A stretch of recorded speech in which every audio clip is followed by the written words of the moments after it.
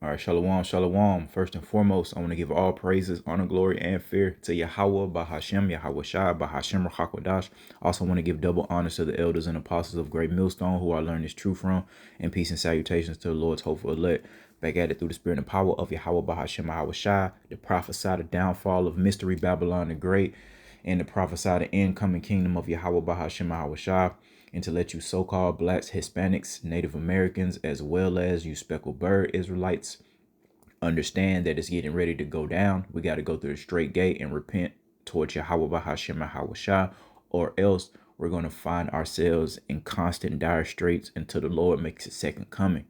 All right, so this is the book of John. These are precepts pertaining into being chosen, man. All right, behavior, characteristic, thought process that pertain to the Lord's hopeful elect, the 1/3 of the nation of Israel that was predestined to receive this wisdom, knowledge, and understanding before the foundations of the earth came together. So this is John 4:22. You worship ye know not what. So that's everybody on this earth except the Lord's hopeful elect, because they're all promoting idolatry, all promoting entities that don't exist.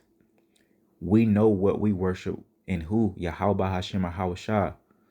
For salvation is of the Jews, and the Lord taught us that there were people claiming themselves to be Jews, but are actually of the synagogue of Satan. But here's the point, but the hour cometh, so we're in that hour, and now is when the true worshipers shall worship the Father in spirit and in truth. And that's the Lord's hopeful elect, starting with the prophets of Yahweh Bahashem Yahweh Shah. We have now came into a time where the Lord has revealed what is going on to a certain level to certain individuals. This is a stumbling block to those who this isn't for. They don't believe that we're at the end of the world. They don't believe in the prophets of the Lord. They don't believe in the name Yahweh Yahweh Shah. But the Lord is telling us that the time is now. That's why we always tell our people daily, now is high time to wake up out of sleep, because it's going down. The prophecy, and then the chaos happens. For the Father seeketh such to worship him, man. So Yahweh Bashamasha is a spirit, and they that worship him must worship him in spirit and in truth. And man, it's the spirit of our Lord. So that's why we don't try to change the doctrine. It's because we believe in the words of the Lord. Those who buck up against what the Lord is saying, Esau going into captivity, the 12 tribes chart, that's a stumbling block, man. And they're not coming in the spirit of truth. They rather believe lies because it's comforting to them. They're prideful on certain, like to a certain level, where they just can't. I'm talking about our people now, where they just can't say I was wrong, I didn't know everything. That ain't nothing but pride. And the Lord has taught us time and time again that that type of behavior, mentality, pride, will lead to destruction. A haughty look go before a fall. Look at the state of our women, man. They so burnt out. I'm so sick of talking about them, man. I just scroll right past now, man. I'm not concerned about nothing that they have going on, just finishing the mission, because it's just played out week in, week out. This weaker vessel is just screaming. She's so lost and weak and hurt. But the woman is not strong enough to sit down and say, you know what? I did wrong. You know what? I do need a man of Yahweh Shema Shai. I do desire a family instead of being out here independent, doing what the hell you want, being a whore. You come on, man. It's not conducive to life. So it has to be getting old. The whole whoredom, let me sleep around. We could understand that you being weak as a teenager, or in your early 20s, but you start talking about Israelite women of our nation in their 30s and 40s that's still coming in this type of mentality. Oh man, may Yahweh Hashem Yahweh Shah judge you and yours, man, because I always say it's late in the day, man. We're at a certain time where we just don't have time to wait on the weak, man. We don't have time to wait on Eve. We don't have time to wait on our wicked brothers and sisters, man. Our wicked brothers. All we're going to do is continue to push so we can get the blood off of our hands, because we truly believe in the words that we're saying. We're not just saying this and we don't actually apply these scriptures. No, we believe in the mark of the beast. We believe in the great tribulation. We believe in the power, also the anger upon Yahweh and Yahweh Shah, man. We understand the Lord is seeking revenge, man. But all these things are stumbling blocks to the 2/3, man, and they're going to be judged for that. But it's okay. Let's go to the book of John, chapter 17 and verse 9. This is contrary to popular belief. I pray for them who the Lord's hopeful elect, and that's of the remnant of the nation of Israel. Contrary to popular belief, salvation is of the Jews. Salvation is only for the Hebrew Israelites. The kingdom is only for now all the other nations will be able to prosper, if you will, by having Malachi Hawashai ruling, okay? But the actual functionality, the dominion that pertaineth to the kingdom, that goes to the Israelites, man. So the Lord is telling us that He pray for the Lord's hopeful elect, and the Lord also commanded us not to pray for these guys, man. The 2/3 of the nation of Israel, Esau, Edom. We're not to beg Yahweh to change his will of Esau, Edom going into captivity just because they're lying to us saying slavery was, some of them saying slavery was bad, we're sorry. No, your entire nation is going into captivity. We don't care. There's levels to it, sure. You know what I mean? But you guys are all going into captivity. So again, I pray for them. I pray not for the world, but for them which thou hast given me, for they are thine, and all mine are thine. So it would Yahweh and Yahweh, man, and thine are mine, and I am glorified in them, man. That's beautiful, very beautiful. So the Lord is claiming that the remnant of the nation of Israel, and they're currently on their journey, currently on their process of salvation. They're learning right from wrong. They're seeing the error of their ways. They're being convicted in their spirit, sorrowful. They see that this isn't their rest, and they are crying out to Yahweh Bahashim Hawashai in a plethora of ways, doing the work, going out on the highways and byways, lifting our voice up like a trumpet, letting these people know we mean business, praying, fasting, staying in involved in that holy conversation, being amongst the brotherhood, being amongst the sisterhood, things like that, man. If we continue in holiness, being set apart, then it shall go well for us during Jacob's trouble. It shall go well for us for all eternity, man. The things that we do now will echo into eternity, man. They're going to remember our efforts, man. They're going to remember that we are the Lord's hopeful elect. I'm talking about 2/3 of the nation of Israel. I'm talking about the heathen nations. I'm talking about Esau, Edom. All these people that have mocked and scoffed and talked shit are going to have to reverence Yahweh first and foremost, but also the nation of Israel, starting with their remnant, man. You know how in the military, for those that know, like military officers, every time you see them outside, you gotta salute. It's yes, man, yes, sir, no, ma'am. When you're addressing them or they're addressing you, how much more for that the Lord's hopeful elect, starting with that 144,000. If you got to salute, all right, in Esau Edom's military, it's gonna be like that in the kingdom, man. It'll be reverence every time that they see us, man. They're gonna have to give their reverence, even if it's just Yahweh Shema Barakatah, just a salute like that, man. But hey, the Lord is gonna take that reward to a whole nother level, and I've been meditating on that because the Lord took wickedness to a whole nother level. He let Esau Edom take it to the extreme. He let a woman, the Lord said he was going to create a new thing upon the earth, right? A woman shall compass a man, which means to go around, man. All right. So the Lord has done all these things, man, to judge the nation of Israel, starting with the men. But now we see what's going on. And if we see what's going on, then we have to apply the scriptures, man. All right. Move a certain way. Because the truth of the matter is, we're surrounded by wickedness, which means we're surrounded by danger. All right, death awaits us in so many ways, from the things that we eat, from when we leave out our dwelling places and put foot to pedal, or if we got to ride a bike or catch the bus, however we're getting around. Hey, the world is out there, road rage at an all-time high.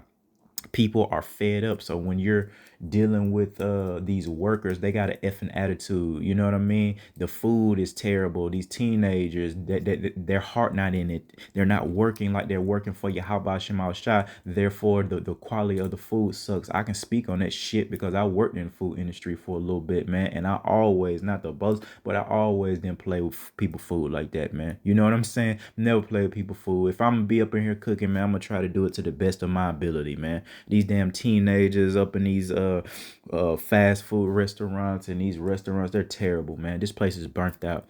And this is what the Lord is exposing, that this is not our rest. It is polluted, sore destruction, and it has absolutely polluted everybody, man. Ain't nobody in order, man. For real. We're striving for those masteries, but we're just now waking up. You know what I mean? We're just now starting to put on like we're supposed to be. And we understand that our righteousness is as filthy rags, man. We could never do enough. We could never repent enough. We could never do enough epistles. We can never pray enough, never fast enough in the eyes of Yahweh Shema Hawashai. But there's that but.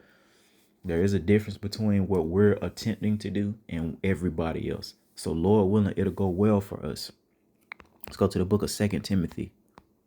Remember, these are all precepts that pertain to the 1/3, the chosen, the elect. 2 Timothy 2, the ones that's going to make it, 2 and 12. If we suffer, we shall also reign with him. If we deny him, he also will deny us, man. Hey, that's Yahweh Shai will deny you in front of the Father. The exact opposite. If you're doing what was pleasing to him, he'll confess your good works to the Father, and it shall go well for you, your family, your legacy, your situations, if you serve Yahweh Shema Shai. The point being, though, if we suffer, another stumbling block, they don't want to hear that. 2/3 of the nation of Israel don't want to hear that. The natural nature of man don't want to hear about suffering. All right, it's nature, man. Put your hand against a fire and see if your body won't naturally move it. Okay, it's the same thing. Like no, like it's just like what they say. We're not created to be alone. It's not good. Like prison. Like how it's not. We're not created as humans to be in a box like that, man. Well, it's the same thing. Or when it comes to suffering or the desire not to, we understand it, but we can't change the will of the Lord. We're going to teach the truth. So again, if we suffer, we shall also reign with him. The servant is not greater than the master. We're servants of Malak Yahweh Shai. All right. And he went through great sufferings.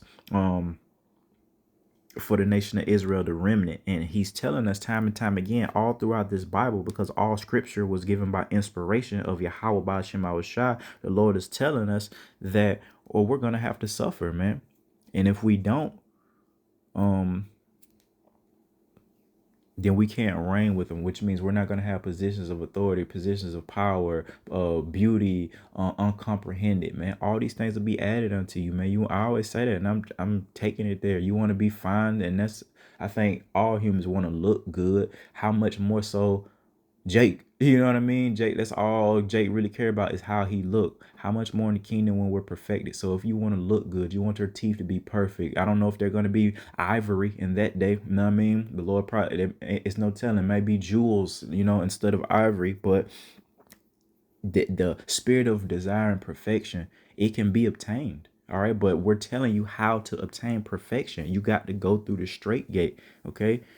You can't deny the will of the Lord when it comes to suffering, man. And that's what we're teaching. The great tribulation is going to be a time of suffering. You're going to be uncomfortable nonetheless, man. That's one damn thing for damn sure, no matter what, because the Lord said he would never put things upon us that we couldn't handle. But there is going to be suffering, man. We got to prepare. And how do we do that? By abiding in the scriptures, man, daily meditating, saying these things, listening to other brothers, and actually cleaving onto this truth, because the time is going to come where we're not going to have this comfort. This is very comforting here in the Akim, all throughout the four corners. You got a variety, all right, of Akim scattered all throughout Mystery Babylon the Great, the earth, and it's very comforting. It keeps us balanced, man. Some of us wake up spiritual, doing the work or listening to the work being done, or being on that watchtower, and it keeps us grounded in reality, because the world will wear you out. The hustle and bustle of the 9 to 5, the hustle and bustle of trying to keep your family decent and spend time with them, it's just exhausting. So this truth keeps us sane, because we see, and then also with the financial crunch, it'll drive you crazy living paycheck to paycheck. That's why we cleave onto Yahweh Hashem Shai. We do things that's pleasing unto him, so that the Lord will deal with us and he won't have us in poverty. You know what I mean? He won't have us in extreme dire straits, man. You know, we'll be balanced. The Lord say false balance is an abomination. So we want to pray to Yahweh Hashem Shai for the spirit of proper balance. So we won't appear to be an abomination in the eyes of Yahweh Hashem Yahweh Shai. Let's go to the book of Hebrews.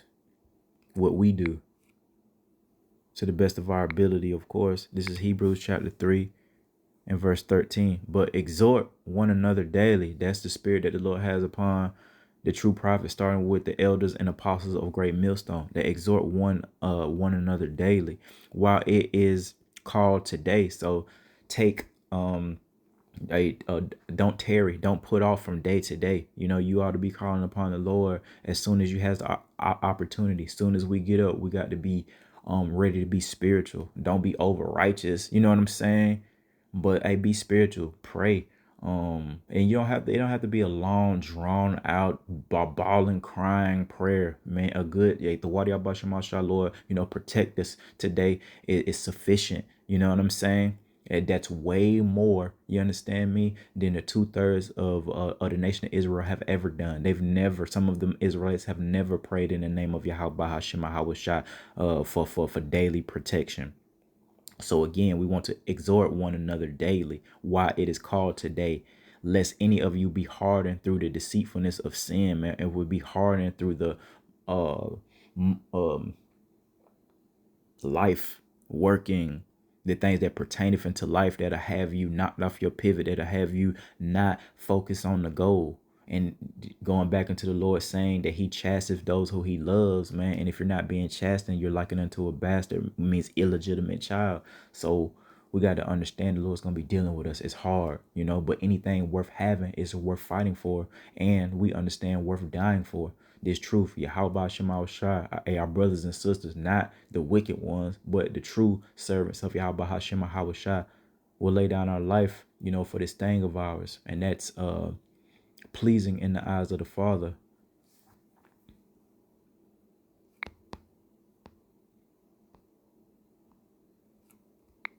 The book of James, chapter 1 and verse 22. But be ye doers of the word and not hearers only, deceiving your own selves. So this ain't about lip service, and this ain't about a hangout. It's ain't about entertainment with us. You got to actually be applying these scriptures. When we this the weekly Shabbat, you can't just be, you got to be observing it. You got to to the best of your ability, try not to buy or sell, try not to defile your temple, try not to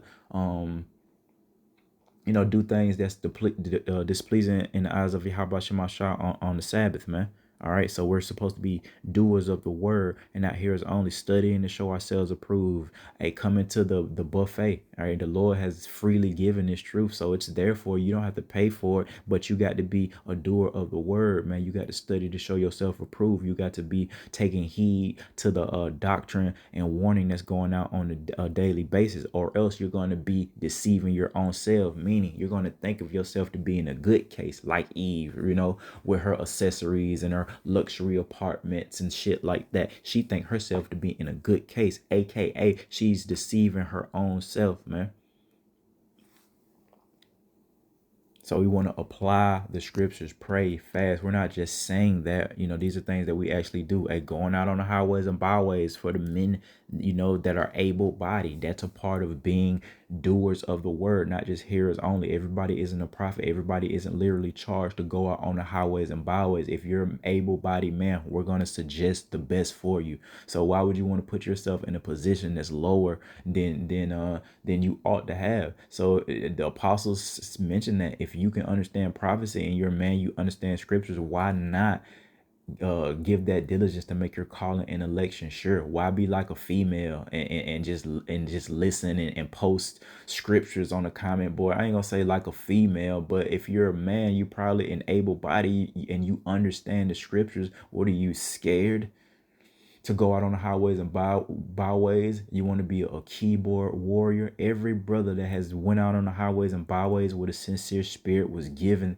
that strength by Yahweh, by Hashem, Shah. Hey, the Lord is gonna work with you, sup with you, get you to the point where you're praying, not praying, where you're praying, studying, and you're able to attain things. And then He's gonna get you to a point where you're, strong enough to go out there, whether it's a camp or whether the Lord got you, setting up, quote unquote, your own thing through His will.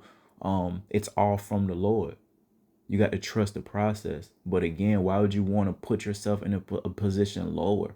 We want to fight for to be at that 144,000, man. If you're a man, why would you want to be of that number? You're just okay just watching the prophets while the men. That's just how I feel about football athletes, man. I can't stand grown ass men. What type of man are you? You understand me? Especially if you're able bodied. What type of man are you if you're just sitting here week in, week out getting fucking fat and you're watching all these fucking chiseled body athletes? Oh, you want to sit down and I mention this to my earthly father, man. Your wife may need a cigarette, and I'm trying to like paint a picture about how Eve is, and man, your wife may need a cigarette after watching an NBA game or an NFL game. And I saw that shit one time when I was watching a football game with a couple females, and I never really noticed that because they usually wouldn't be disrespectful like that. But they didn't have a man in the room. They were so-called single women, so they was letting it loose with how the men looked on that football field every play when they're bent over. Oh, look at his booty. You know what I'm saying? Basketball players, they're print watching men's rods flopping their fucking shorts and shit. And you know what I mean? So I say to you as a man, what type of man are you to sit down on your motherfucking couch and watch other grown ass men get all the glory while you just be a fat ass? You're walking around the house, stale ass pajama stains, you know what I'm saying, all on your shirt. You know what I mean? Nigga in there with pajama pants on, man. No. Stay hard, Jake. Stay hard, man. And that glory will come. But you know what I mean? That's a weak nature, basically. Oh, that's what I was getting. Yeah, man. How could you be a man and be okay if you're able bodied? I can see if you're not able bodied, you're old, beat up dude, and you can't run. But if you, man, get out there and jog, man. Why would you just want to watch these niggas get paid to be in great shape? Because that's really all the FUCK it is. Niggas is getting paid millions of dollars to fucking work out, and your stupid black and brown ass want to fucking worship them and be upset. It's nothing wrong watching sports, but I do personally have a problem if you're a grown ass man and you're not taking care of your body, but you watch other men do it, and then you let your wife watch. You think that your wife is so righteous that she's not looking at those men, and they're like handsome men. No, you know what I mean? What they say, pause. You know what I mean? But you know what I mean, Jay, you know what I mean? They're taking care of their healthy teeth, all pretty, strong, man. Those women love watching football. You think the average woman in Mystery Motherfucking Babylon the Great is just loving the game of football like that? If it was a bunch of women out there, they wouldn't care. Look at the WNBA. It's just now starting to like crank up with Caitlin Clark and old girl wearing them little shorts. That's the only reason that the WNBA is cracking now. It's because Angela Reese wear them little ass shorts and Caitlin girl out there balling. Other than that, this shit been whack. The WNBA been here since the 90s. It ain't nowhere near how it is in the NBA. Why? Because they're women. Nobody cares like that, man. They want to see the men do it. Going back to this truth, though, how could you sit back and listen to men out there performing, and they don't do it for vainglory, but they're getting glory, they're being seen, they're being heard. How could you be a man and just be okay sitting back watching?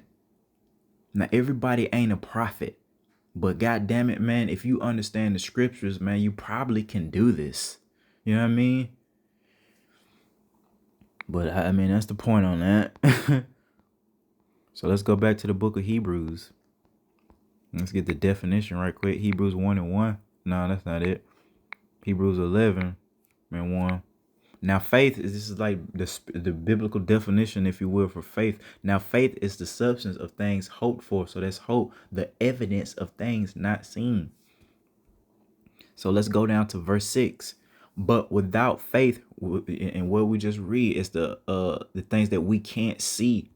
So, but without faith, it is impossible to please him. So we haven't seen, or we haven't remembered, at least, Yahweh Bahashem Yahweh Shai, man. But we have faith that they're real, that they exist, that his only begotten son died and was risen, and he's now sitting on the right hand side of the Father. That's faith, because we can't actually see that. The mark of the beast requires faith.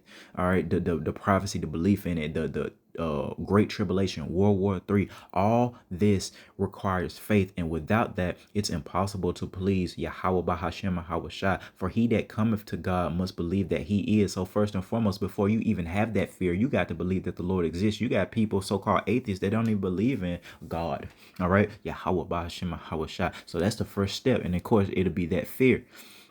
Okay, so you got to believe that, and that he is a rewarder of them that diligently seek him. Going back into that diligence, man. Hey, that's why we do this to the best of our ability. Daily, we try to edify. Sometimes, we just can't. Sometimes problems arise, but that's also why the Lord got a whole body.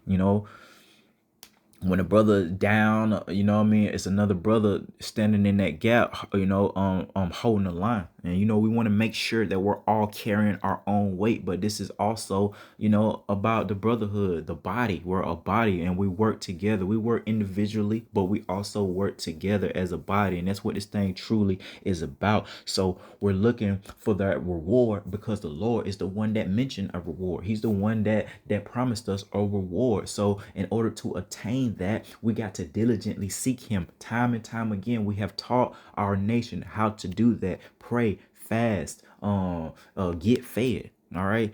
Keep the law, statutes, and commandments. First of all, your so-called black and brown ass got to learn what the damn law is. You know what I mean? Learn the dietary law and put forth an effort to uphold it.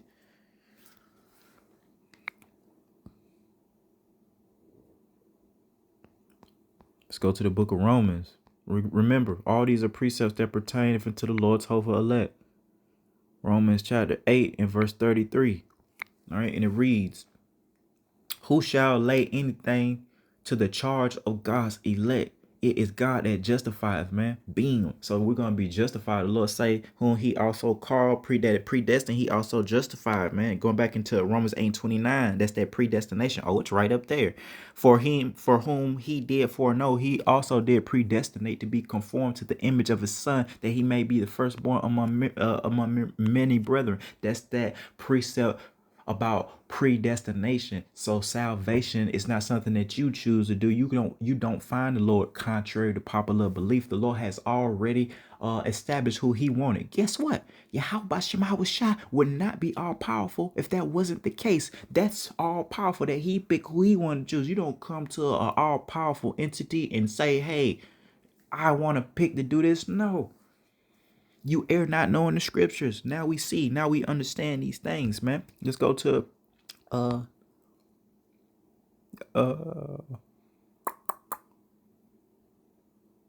go to the Romans 13 and 11. Classic precept. And that knowing the time, what time? The last days, the end time events, man. These prophetic things that precede the Lord's second coming. That now it is high time to awake out of sleep. So that's what we're constantly telling our people. Wake the hell up, man. Stay woke, as they say, man. Hey, come up out of that slumber, that stupor, that drunkenness, the philosophies of Mystery Babylon the Great. The earth period, this wicked ass earth. For now is our salvation nearer than when we believe. So that's a beautiful precept to meditate on, that this thing is almost over. You know how it be with anything, but for something that we've all experienced, school, right? The last week of school, especially that last day, but that last week, how lit it be? You know what I mean? How it's just different. You know, how everybody just, the whole vibe is just way more laid back. And that's any type of graduation. But, we've all been in school graduations or the last day of school. So this is like the last week of school here. All right. So it should be an exciting time for us, man. We should be motivated. We should be, I don't want to say late, you know what I mean? We're getting ready to come up out of these plantations, come up out of captivity, come up out of working, come up out of being subject to payments, come up out of our women cheating on us, committing adultery, come up out of not being able to enjoy our children. All these things is getting ready to come to pass, man. All right. But again, Romans 13 and 11, right? it's nearer, our salvation is nearer than when we believe. So remember, the Lord said he's gonna come as a thief in the night. Therefore, we're on our watchtower watching, all right, waiting for that thief. 2/3 of the nation of Israel, they're gonna get caught up, and they're gonna get their joy stolen from them, man, because they didn't take heed to the doctrine. They didn't take heed to the warning going out from Yahweh and Yahweh Shai, man. Let's go to the book of Isaiah. Again, this is what we should be doing. Isaiah 62 and verse 6. I have set watchmen upon thy walls. That's the prophets, the seers, O Jerusalem, which shall never hold their peace day nor night. That's what you experience by hearing and seeing the prophets. You know, nobody is sincerely edifying more than the elders and apostles of truth, which is, you know, a great millstone, and the brothers that follow the truth, you know, which we believe that the Lord gave the truth to the elders and apostles who gave, you know, a great millstone. That ye that make mention of the Lord keep not silent. So we make mention of the Lord, so we're not gonna keep silent. And it ain't just on the highways and byways, the internet highways and byways, but it's also in the privacy of our dwelling places, man. We're not giving the Lord day nor night. We're constantly working, we're constantly praying, we're constantly just being in holy conversation, we're constantly vexed with wickedness, man. All right, all these things will go well for us if we continue in it and endure unto the end. So the whole point is not is giving the Lord no rest day nor night. We got to beat down the doors, and the Lord can take it. We're the one. I speak for myself first. I get weak. I mean, just in the flesh, I get to a point where I don't want to say like, but I want to say that, but I'm just speak the truth. Like, you get tired of praying. You know what I mean? You get tired of suffering, and I just get tired to the point where I just get silent. You know what I mean? I just get silent and just watch the world, like watch the earth, watch Eve, watch our dumbass brothers, man, watch Esau, Edom, man, and it's just, and then you see all the false prophets, and it's just vexing, man. The Lord taught us that, man. Wear out the saints of the Most High, man. And that's in the book of Daniel, 7th chapter, I believe, man. He shall seek to change times and laws, man. Esau, Edom. So we're in a time where Esau, Edom just coming with all type of rhetoric, a bunch of nonsense, and it's vexing. It's tired. It's wearing us out, and that's the truth, man. But we'll see the full exhaustion when that persecution comes. That's gonna be the real wearing out the saints of the Most High.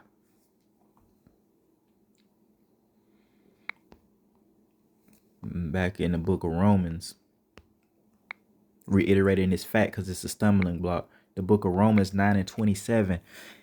Besides also crying concerning Israel, though the number of the children of Israel be as the sand of the sea, so it's a whole bunch of them. A remnant shall be saved. That is the point we're telling you, man. It's only going to be a small remnant of the nation of Israel that's going to be saved first go round. They don't even understand first go round, first death, second death. You err not knowing the scriptures. Verse 28, for he will finish the work. Hey, that's starting with the work that Malak Yahweh Shai came to do. He finished his work, and we want to make sure that we finish our work. What is the work? Teaching this gospel, the good news of the kingdom, but the totality thereof. Yes, there's a coming kingdom, but in order to get there, you Israelites got to go through the straight gate, and a part of that straight gate is going through the fire of adversity known as Jacob's trouble, known as the hour of temptation, where the Lord is going to try the inhabitants of the earth, first and foremost his people, and especially those running their mouth talking about their soul faith this, their faith that, their soldiers in the army of the Lord. You know, the Lord got me, won't he do it? All that old shit like that them so-called Christians, man, they're going to get exposed, and they're going to be tried, and they're going to fail miserably in that day, man. But only a remnant, that remnant of the nation of Israel, that hopeful elect, is going to make it. And we're seeing the manifestation of that now in the book of Micah, chapter 2 and 12. Check that out. I will surely assemble, O Jacob, all of thee. I will surely gather the remnant of Israel. The gathering is happening now, man. I will put them together as the sheep of Basra, as the flock in the midst of their fold. They shall make great noise by reason of the multitude of men. And we're seeing the Lord gathering his saints through the Spirit, man. All right, this is a gathering, and we'll see the physical manifestation of their gathering, that plucking up, that deliverance, when Malak Yahweh Shai comes back to gather them, and he calls them up, and they're beamed up, and the Lord says, hey, come up out of her, my people. right? And then it's just on and popping for all eternity after that point. So we just got to get there. So, I pray that this was edifying, just a couple precepts that pertain to what we do, not giving the Lord no rest, understanding that this is something that must come to pass and that we got to go through the straight gate. But if we endure until the end, we'll be saved, man. So with that, I want to give all praise, honor, glory, and fear to Yahweh, Bahashem, Yahweh Shah. Till next time, Shalom.